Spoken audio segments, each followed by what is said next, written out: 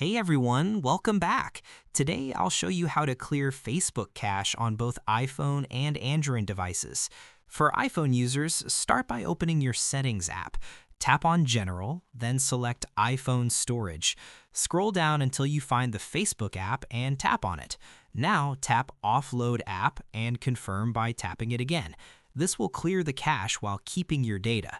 Once it's offloaded, you'll see a Reinstall App button. Tap it to reinstall Facebook. Important note, you may need to log in again, so make sure you know your login credentials before doing this. For Android users, the process is actually simpler. Open your settings and find Apps or Application Manager. Scroll down to Facebook and tap on it. You'll see a Clear Cache option. Just tap that and you're done.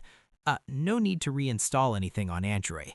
And that's it. You've successfully cleared your Facebook cache, which helps free up storage space and can improve app performance. This works for clearing Facebook data, fixing Facebook issues, and optimizing your phone storage. If this helped you, don't forget to like and subscribe for more quick tech tutorials. Thanks for watching.